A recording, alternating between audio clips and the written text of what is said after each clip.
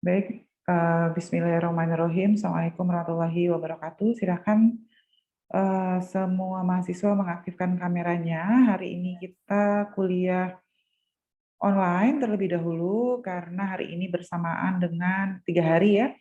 3 hari ini ada kegiatan workshop di jurusan Sosial Ekonomi Pertanian untuk menyusun rencana pembelajaran dan laporan perkuliahan yang harus dipersiapkan oleh dosen terkait dengan dokumen akreditasi internasional. Jadi hari ini saya akan sampaikan kuliah offline dan karena kita kuliahnya offline, saya akan balik materinya. Jadi harusnya ini materi hari ini adalah materi kuliah ke-8, tapi karena menurut saya materi ini paling ready untuk diajarkan secara online, sehingga nanti saya balik dan materi kuliah ke-5, 6, dan 7 itu akan saya sampaikan kembali secara offline ya. Jadi hari ini adalah materi kuliah ke-8 yang saya majukan. Silakan diaktifkan terlebih dahulu kameranya, seharusnya ada sekitar 120 mahasiswa dan sampai saat ini yang bergabung baru 165. Nah ini, sisanya kemana ini? Silakan diaktifkan kameranya. Nah ini adalah materi kuliah kita hari ini, jadi terkait dengan aspek kajian dalam studi kelayakan atau analisis kelayakan agribisnis. Jadi seperti sudah saya sampaikan sebelumnya, bahwa ketika kita bicara... Oh, mati lagi, Pucuk. Aduh. Ya, jadi ketika kita membahas analisis kelayakan usaha, itu tidak hanya satu aspek yang dibahas, ini sebetulnya siapa ya yang bikin crowded ya? Tidak hanya satu aspek yang dibahas, tetapi ada banyak aspek. Jadi mulai dari aspek administrasi, organisasi, hukum, keuangan, ekonomi, sosial budaya, ya. Jadi ada banyak aspek yang harus dipertimbangkan. Minggu lalu kita sudah membahas mengenai aspek finansial. Jadi secara finansial ada beberapa kriteria yang harus dipenuhi gitu ketika kita akan menyatakan bahwa usaha kita layak secara finansial. Ada kriteria NPV, IRR, kemudian ada IP, dan juga ada net BC dan gross BC. Nah, hari ini saya akan menjelaskan aspek-aspek yang lain yang juga perlu menjadi pertimbangan ketika kita bicara atau ketika kita menyusun analisis kelayakan agribisnis, atau ketika kita ingin tahu apakah usaha kita itu terbuka atau tidak. Jadi yang pertama kan sebetulnya ada aspek hukum atau yuridis, yang kedua ada aspek teknis dan teknologi, yang ketiga ada aspek pasar dan pemasaran, lalu yang keempat adalah aspek finansial, yang kelima adalah aspek organisasi, yang keenam adalah aspek persaingan, dan yang terakhir adalah aspek ekonomi. Nah, kita akan coba lihat dari aspek pertama, yaitu aspek yuridis. Kecuali aspek finansial itu tidak akan kita bicarakan lagi, tapi nanti akan kita bicarakan dalam kelas secara offline. Nah, aspek yuridis ya, sebetulnya kalau kita membahas aspek-aspek ini ya, aspek-aspek yang ada di dalam analisis kelayakan usaha, itu kita sudah bahas dalam mata kuliah sendiri. Misalnya nih, aspek yuridis itu sudah banyak kita bahas di mata kuliah dasar-dasar manajemen, aspek teknis dan teknologi itu juga sudah kita bahas di manajemen produksi, aspek pasar dan pemasaran sudah kita bahas di tata niaga pertanian, manajemen pemasaran, di ekonomi mikro ya. Aspek organisasi itu sudah kita banyak bahas di aspek di mata kuliah dasar-dasar manajemen juga. Lalu aspek persaingan itu kita banyak bahas di manajemen pemasaran. Jadi sebetulnya apa yang akan saya sampaikan hari ini itu semua mahasiswa rata-rata sudah dapat dan sudah belajar dalam jangka waktu 1 semester. Jadi saya untuk aspek-aspek di luar aspek finansial itu sifatnya hanya melakukan rewind terhadap materi-materi perkuliahan yang sudah dipelajari sebelumnya yang akan digunakan sebagai indikator ketika kita menyusun analisis kelayakan usaha. Kita mulai yang pertama aspek yuridis. Yuridis itu kan maknanya hukum. Ya, jadi aspek ini meliputi kelengkapan dokumen, kesempurnaan dan keaslian dokumen. Penilaiannya apa saja sih? Mulai dari bentuk badan hukum usahanya seperti apa, apakah eh, apakah bentuknya perusahaan perseorangan, apakah CV, lalu nanti izin-izin usahanya ada atau tidak, lalu nanti sertifikat tanahnya bagaimana dan dokumen pendukung lainnya, sehingga ketika kita bicara aspek yuridis, biasanya di dalam laporan analisis kelayakan usaha, kita akan bicara tentang pelaku bisnisnya siapa. Di pelaku bisnis ini kita akan sampaikan bentuk usahanya seperti apa. Jadi nanti ketika mahasiswa menyusun, ya nanti kan mahasiswa ada tugas nih bikin laporan analisis kelayakan usaha, harus disebutkan laporan bentuk badan usahanya apa. Yang mengelolanya siapa? Mengelolanya nanti misalnya direkturnya siapa? Direkturnya Rian misalnya. Nanti manajer keuangannya Nasriati misalnya gitu. Jadi kita bentuk betul-betul dibentuk struktur organisasinya. Lalu juga disampaikan di aspek yuridis bisnis yang dijalankan itu apa? Kenapa bisnisnya mau dijalankan? Latar belakangnya apa sih memilih bisnis hidroponik untuk dikembangkan misalnya. Lalu yang kedua, lokasinya di mana, kapan dia mau dimulai, lalu perizinan usaha apa saja yang diperlukan, serta kita juga memerlukan dukungan pemerintah dan masyarakat setempat. Jadi jangan sampai usaha yang kita bangun itu ternyata tidak didukung oleh masyarakat setempat. Kenapa? Kenapa perlu dukungan masyarakat setempat? Karena kadang-kadang terutama untuk usaha besar, usaha agribisnis besar, kita kan perlu pembuangan limbah, kita perlu lokasi untuk tempat pabrik yang mungkin suaranya jadi berisik. Nah, itu perlu izin dari masyarakat setempat. Nah, semuanya akan kita ceritakan dalam aspek yuridis, ya. Yang kedua, ini bentuk-bentuk badan usaha.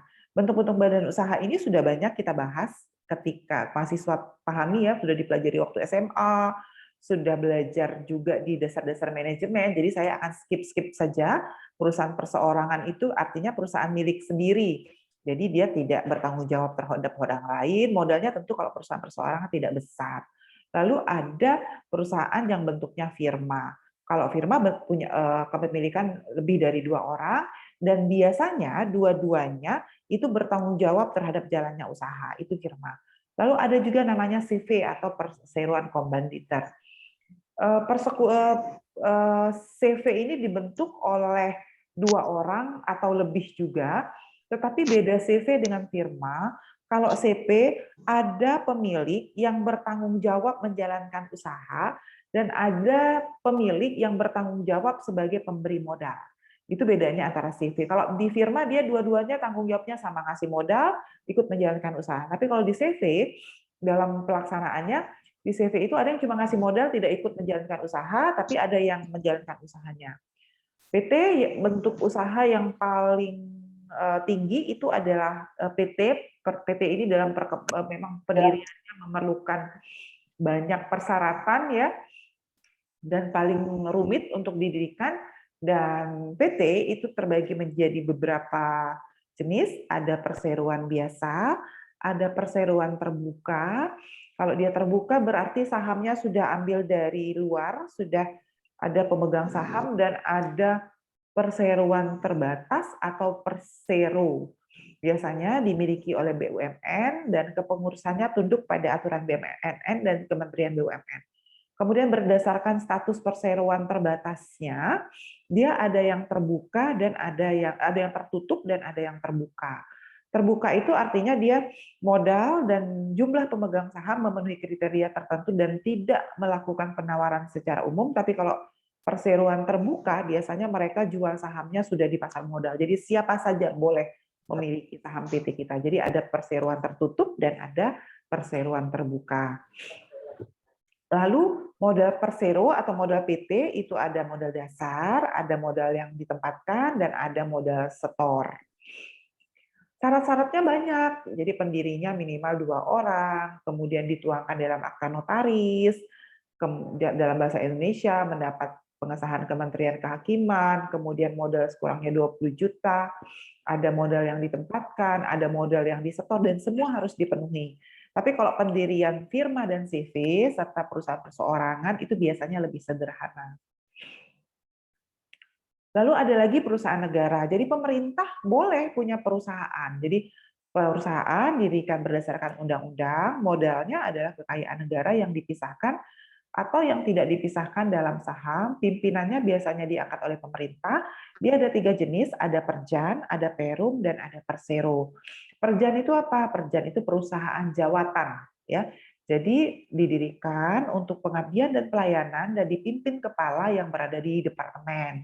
Perusahaan jawatan itu misalnya sekarang ini perjan itu kalau dulu KAI ya itu perjan, perusahaan jawatan. Kalau kemudian ada juga perum, perusahaan umum. Perusahaan umum itu dipakai, ini yang kedua, untuk melayani kepentingan umum dan mencari keuntungan. Biasanya pegawainya adalah pegawai negara. Perum itu misalnya perum ini perumnas, perusahaan yang berkaitan perusahaan negara yang membangun perumahan. Lalu ada persero. Kalau persero didirikan untuk mencari keuntungan dan bentuk perusahaannya adalah PT dan modal sebagian atau seluruhnya dari negara. Persero itu apa? Persero itu misalnya PT Pusri, kemudian PT Semen Batu Raja, lalu PT Pupuk Kujang, itu semua bentuknya persero. Ya, jadi ada perjan, ada perum, ada persero. Perum itu contohnya juga Perum Peruri, perusahaan umum pencetakan uang Republik Indonesia, Perum Peruri itu Perum. Kalau perjan tadi PT KAI ya, itu perjan. Lalu ada perusahaan daerah. Kalau tadi perusahaan negara didirikan oleh pemerintah dalam konteks negara, tapi ada perusahaan daerah, artinya pemerintah daerah juga boleh mendirikan perusahaan. Kalau di Sumatera Selatan itu ada Prodeksim, itu didirikan oleh pemerintah Provinsi Sumatera Selatan. Pimpinannya tentu diangkat oleh kepala daerah, jadi gubernur, tetapi kalau perusahaan negara tadi pimpinannya diangkat oleh pemerintah pusat ya. Lalu ada yayasan, yayasan itu mungkin semua sudah tahu ya, biasanya mereka tidak mencari keuntungan dan sifatnya sosial, bisa dalam bentuk wakaf, sumber modalnya dari hibah dan sumbangan. Lalu ada koperasi. Koperasi adalah badan hukum yang beranggotakan orang atau badan hukum koperasi yang berlandaskan pada prinsip koperasi. Ya, jadi kalau mau dirikan koperasi, kita datangnya ke Dinas UMKM dan Koperasi, ada syarat-syarat pendirian. Nah, yang kedua adalah aspek teknis dan teknologi. Aspek teknis dan teknologi ini banyak dipelajari di mata kuliah manajemen produksi agribisnis. Jadi semua udah belajar nih. Apa sih yang dibahas? Yang dibahas pertama itu adalah bahan bakunya dari mana sih, kebutuhan bahan baku. Yang kedua, proses pengadaan bahan baku dan cara pembayarannya gimana sih. Kita juga harus paham proses produksinya bagaimana, jumlah tenaga kerja yang dibutuhkan berapa untuk kegiatan di pabrik, lalu tata letak alat. Kalau misalnya perusahaan-perusahaan besar, kita bahkan harus punya blueprint, peralatan-peralatan atau mesin-mesinnya itu mau diletakkan di mana. Lalu yang terkait juga dengan aspek teknis, itu adalah desain produk, fleksibilitas produk, keamanan produk, semua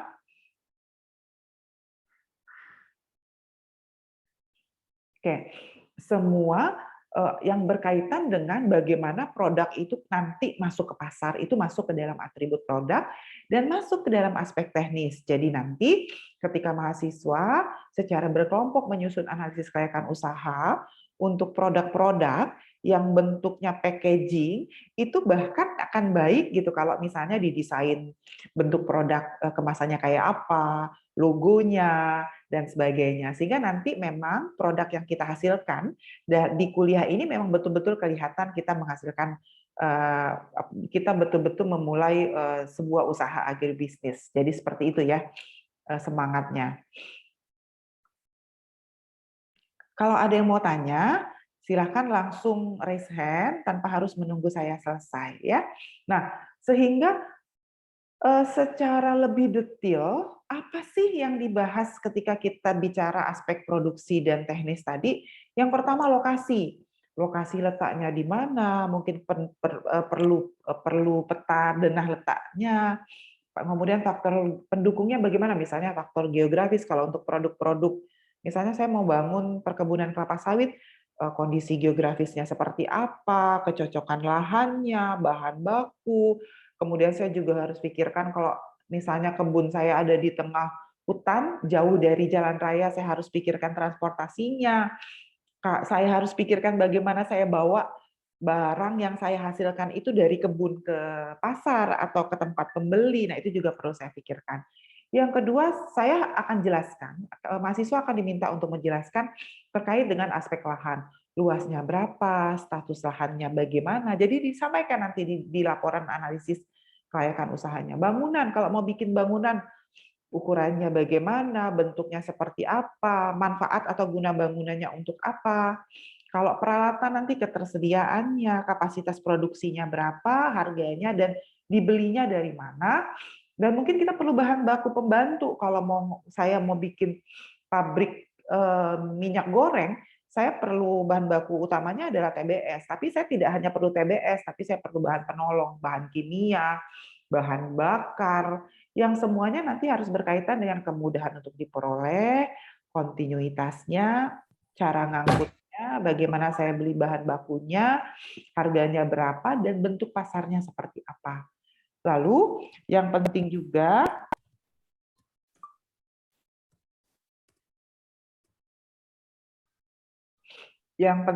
proses produksi. Jadi penting proses. Jadi jangan sampai nanti kita sudah punya lokasi, punya lahan, bangun gedung, peralatannya sudah dibeli, bahan bakunya siap, tapi nggak ada yang bisa paham bagaimana proses produksi dilakukan. Jadi mahasiswa juga harus paham bagaimana proses produksi dilakukan, mulai dari jenis produk, teknologi, alat, bagian arus produksinya, semuanya harus diperhatikan. Lalu kita masuk ke aspek pasar. Aspek pasar ini sebetulnya sudah dibahas di mata kuliah manajemen pemasaran ya, bahwa kalau kita mau melakukan produksi, yang penting itu punya pasar dulu. Seperti saya sampaikan di kuliah pertama, kita nggak bisa create produk kalau konsumen nggak mau beli. Maka paradigma wirausaha itu sekarang dibalik.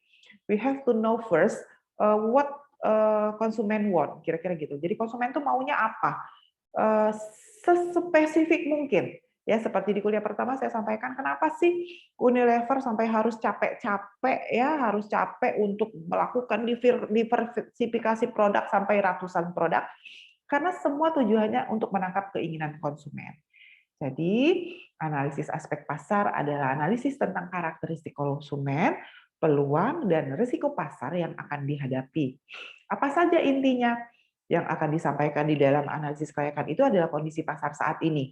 Permintaannya berapa, jadi konsumen itu konsumsinya berapa, dan penawarannya berapa. Penawaran itu kira-kira pesaing kita yang sudah menghasilkan produk yang sama berapa banyak sih? Itu adalah permintaan dan penawaran. Lalu perkembangan harga 3 tahun terakhir seperti apa? Harganya ini makin naik atau makin turun? Kira-kira itu juga jadi salah satu faktor dalam kita memutuskan apakah kita mau melakukan produksi. Lalu karakteristik konsumen, misalnya kondisi demografis itu harus jadi perhatian. Jangan buka usaha jualan es teler misalnya di pagar alam. Kenapa? Karena di pagar alam sudah dingin gitu ya. Jadi kalau jual es tuh jangan-jangan nggak laku. Tapi kalau mau di pagar alam buka usaha itu berkaitan dengan misalnya jaket gitu ya.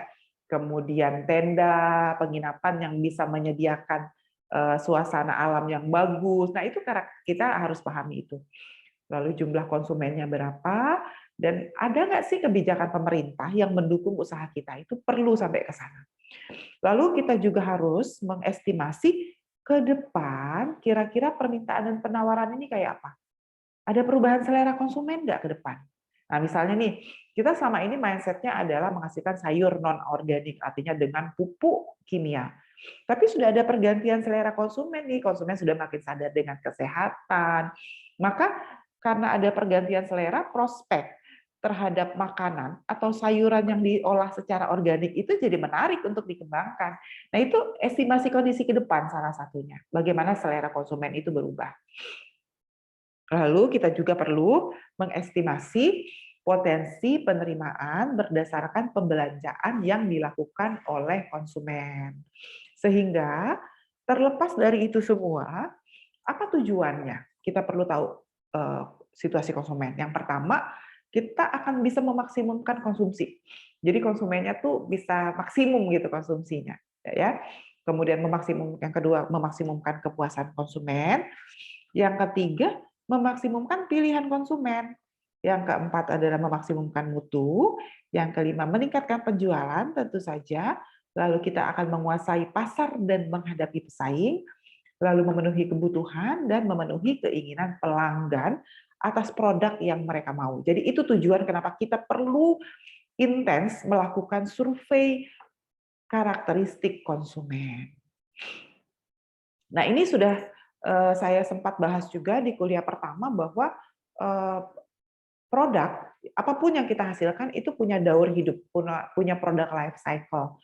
Jadi mulai dari introduction, kemudian dia tumbuh, lalu dia mature, kemudian dia akhirnya decline, dan ketika decline inilah we have to have another option to make diversification. Jadi kita harus bikin opsi lain supaya produk kita terdiversifikasi sesuai dengan perubahan selera konsumen. Ya. Jadi apa yang dilakukan di fase introduction?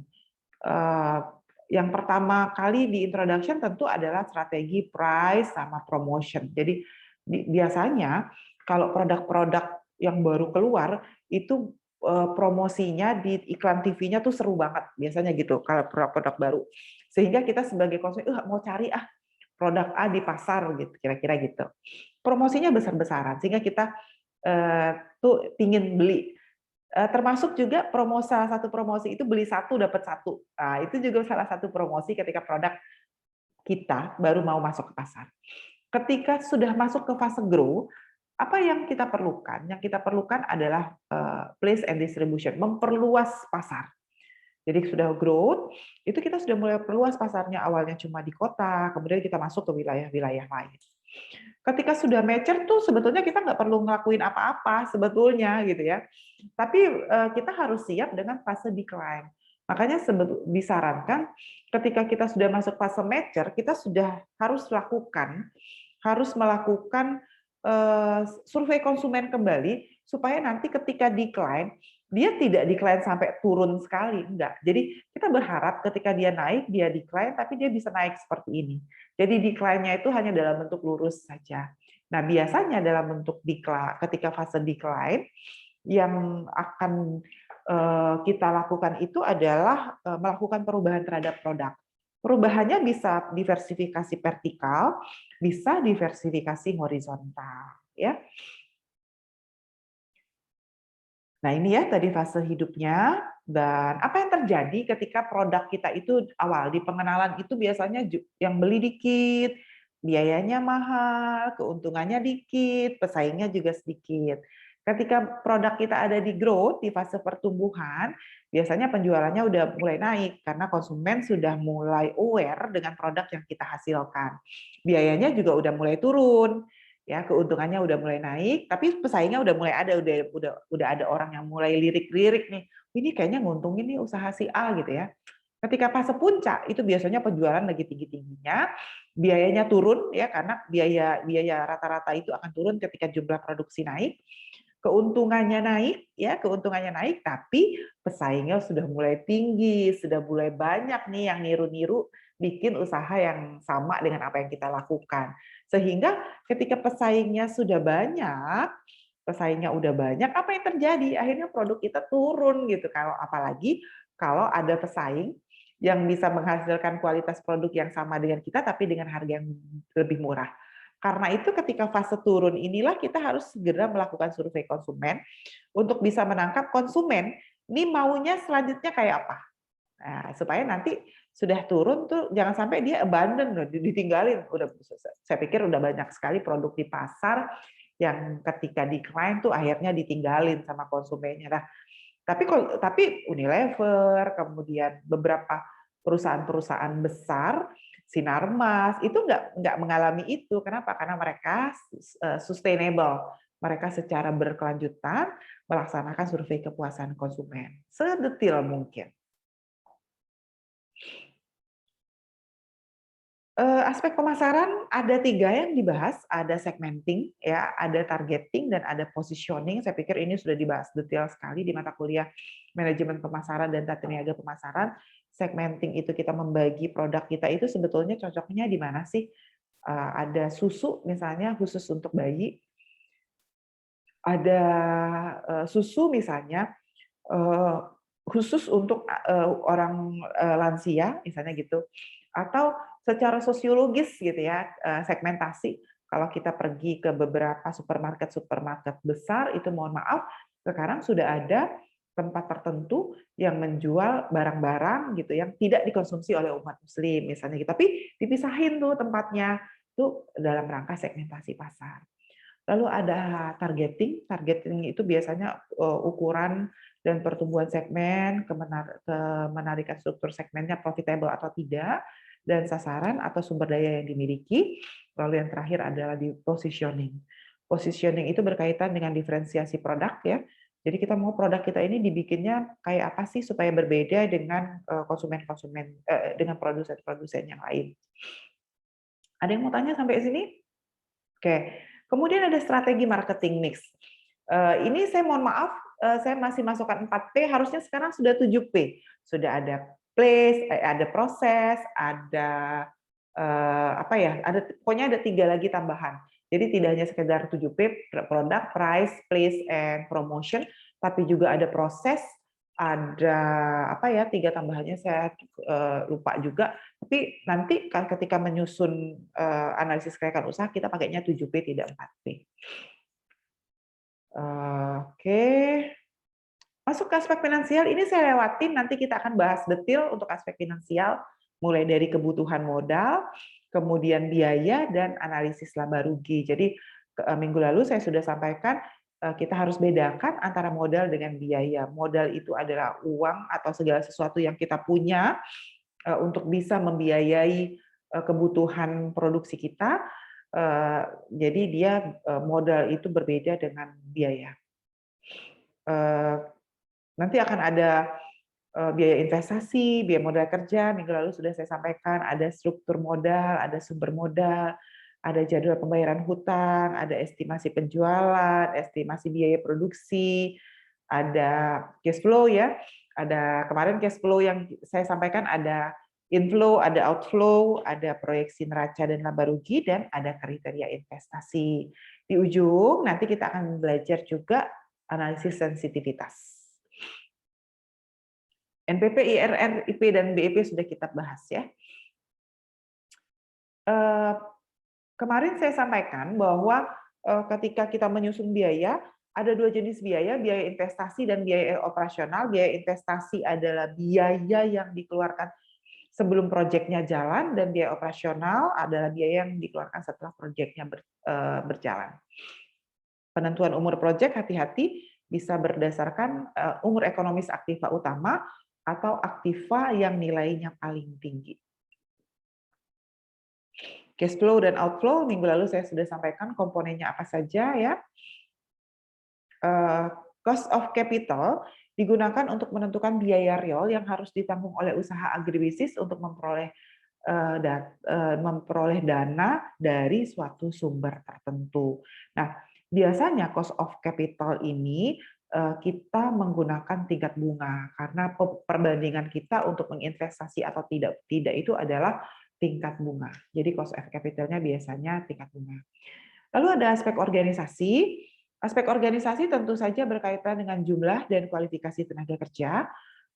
Maka di dalam aspek organisasi itu nanti akan ada struktur organisasi, tugas-tugasnya apa, kemudian bagannya, kemudian ada job description-nya ya. Jadi itu yang akan disampaikan di dalam struktur organisasi. Lalu ada aspek persaingan.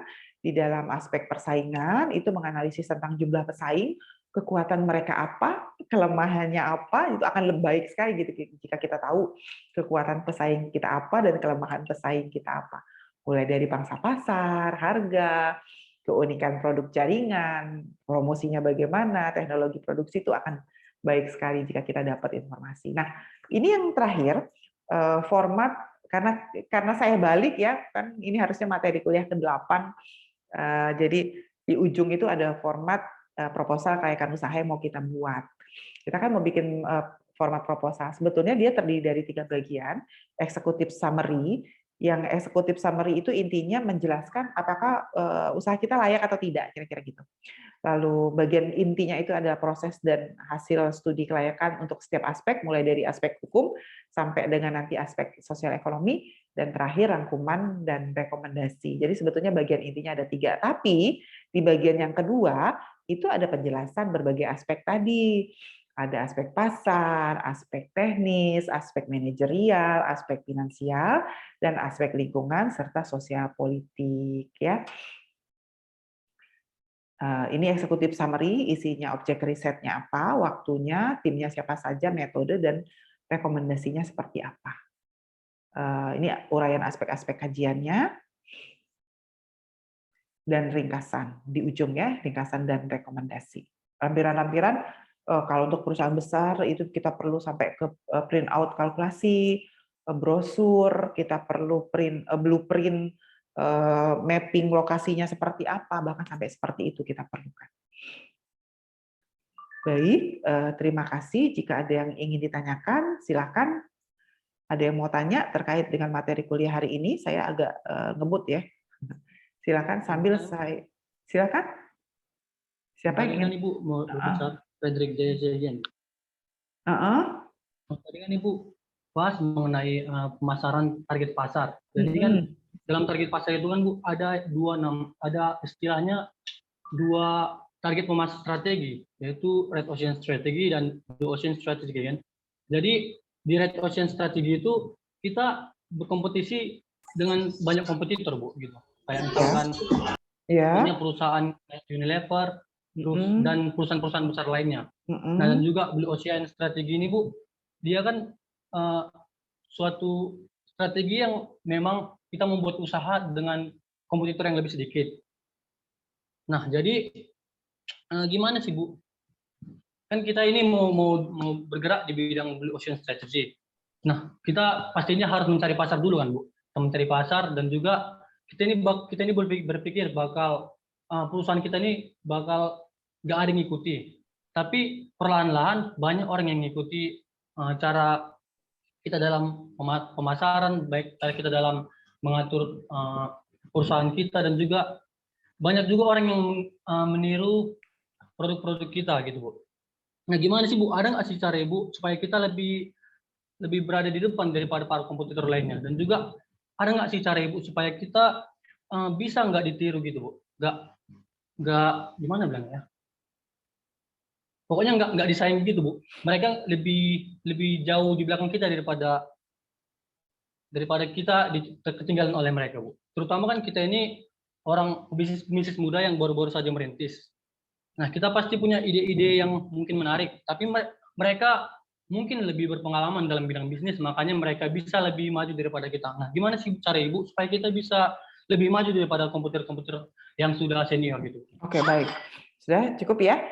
Jadi gini, makanya saya bilang betul bahwa ketika kita menjadi paradigma memulai usaha itu harus kita balik. Kalau paradigma memulai usaha yang tradisional dulu, kita tuh melakukan usaha karena kita punya bahan baku, kira-kira gitu. Jadi saya punya kebun kelapa sawit nih, maka saya harus punya pabrik minyak goreng, kira-kira gitu. Karena saya punya. Nah, sekarang paradigma memulai usaha itu sudah harus dibalik. Tergantung pada konsumen maunya apa. Makanya saya berkali-kali menyampaikan bahwa survei terhadap karakteristik konsumen, terhadap selera konsumen, terhadap apa yang konsumen mau itu nggak pernah selesai. Jadi itu yang harus terus kita lakukan, harus terus kita update supaya kita tahu, oh ternyata konsumen udah ganti nih. Ya, apalagi anak-anak muda zaman sekarang kan, anak-anak muda itu udah gampang banget gitu untuk berubah seleranya. Nah itu, jadi pertama intinya kalau kita nggak mau ditinggalin konsumen, jangan pernah abai melakukan mendeteksi konsumen perubahan seleranya kemana. Itu dulu yang harus kita lakukan. Karena itu di dalam analisis kelayakan usaha, kita harus secara detail menyampaikan apa sih yang bagaimana sih karakteristik konsumen kita itu. Misalnya nih karakteristiknya anak-anak muda, kemudian yang suka makan makanan yang instan, tetapi selama ini makanannya nggak sehat. Nah, makanya kita mau produksi makanan yang instan tapi sehat. Nah, gitu ya. Nah, itu berbagai hal. Terus bagaimana supaya usaha kita tidak ditiru orang? Meniru itu adalah keniscayaan. Jadi kita itu dilahirkan sebagai manusia itu memang peniru yang baik. Jadi manusia itu adalah imitator ulung. Jadi itu keniscayaan, nggak bisa kita lakukan. Karena itu, gitu ya. Karena itu sekarang sudah ada lembaga yang bisa kita pakai untuk mendaftarkan hak cipta atas produk yang kita gunakan. Itulah salah satu cara supaya produk kita tidak ditiru. Tapi kita tidak bisa membuat orang untuk tidak meniru apa yang kita lakukan gitu, karena manusia itu memang secara duniawi memang sifatnya adalah peniru ulung kita itu gitu. Makanya sampai harus ada, akhirnya kalau di dalam tulis menulis itu kan sampai keluar istilah plagiasi, manipulator, misalnya gitu, sampai seperti itu gitu. Nah, tapi ya makanya supaya punya kita tidak ditiru, sekarang sudah ada lembaga haki ya yang bisa kita daftarkan, bahkan hanya sekedar nama usaha saja tuh sudah harus didaftarkan hakinya supaya nanti nggak rebutan. Kira-kira gitu. Itu ya, Fredrik. Ada Bertanya, lagi? Bu. Michael, silakan. Ya, baik, Bu.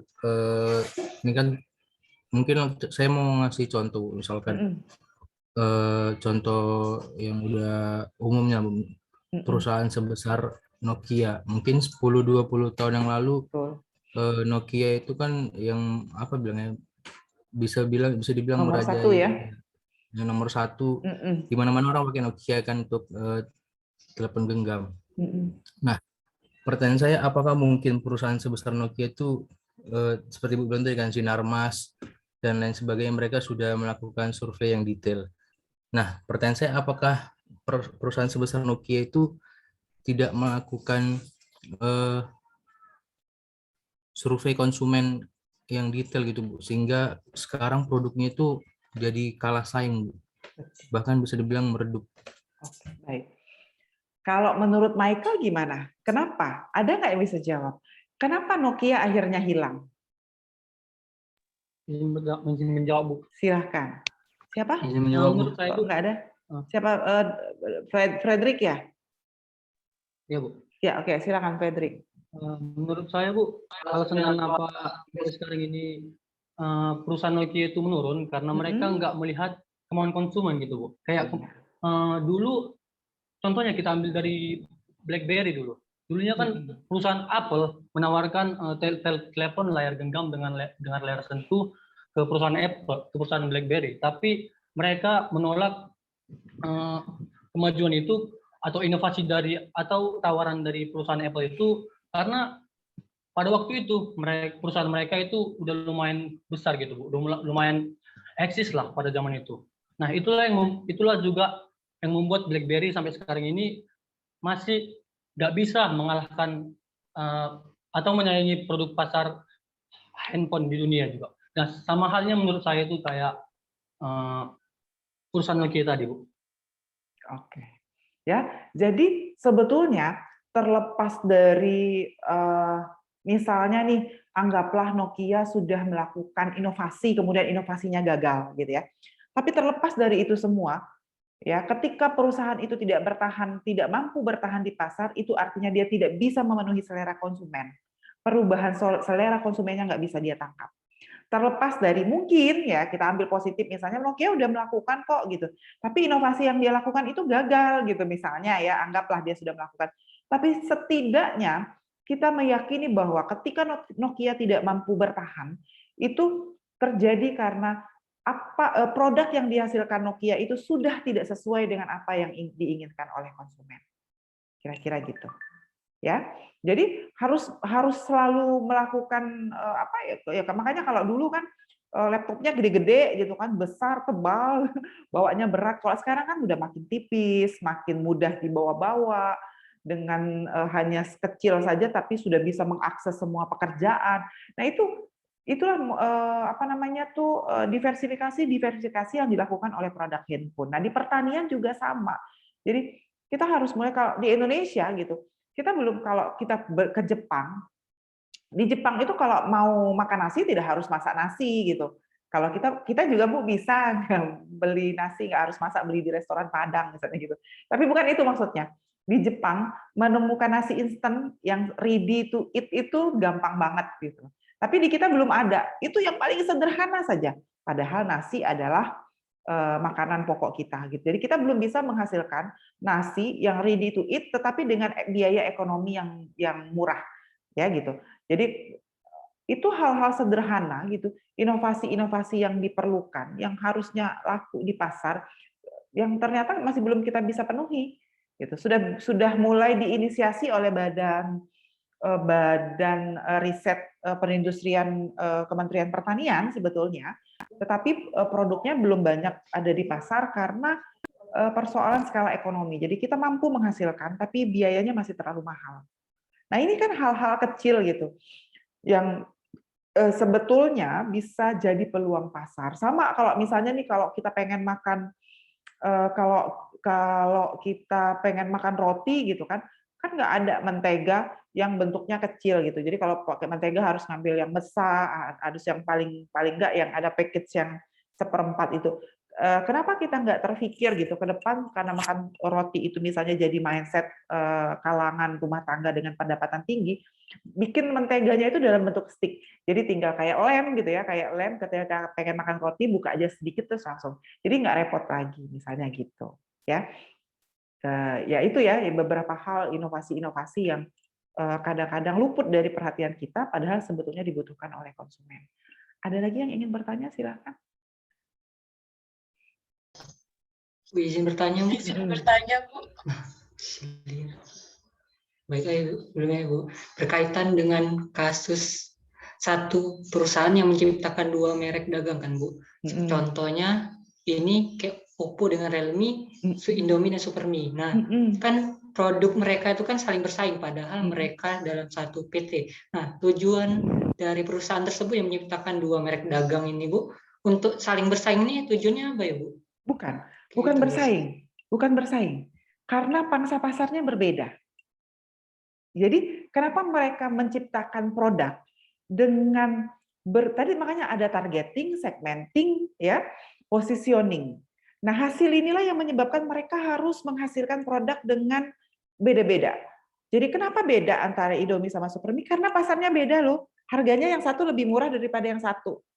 Jadi semua adalah konsumen oriented. Ini saya kok nggak jadi kayak ngajar kewirausahaan ya. Saya ini ngajarnya analisis keuangan usaha sebetulnya. Yang kayak gini harusnya ditanyanya di kewirausahaan.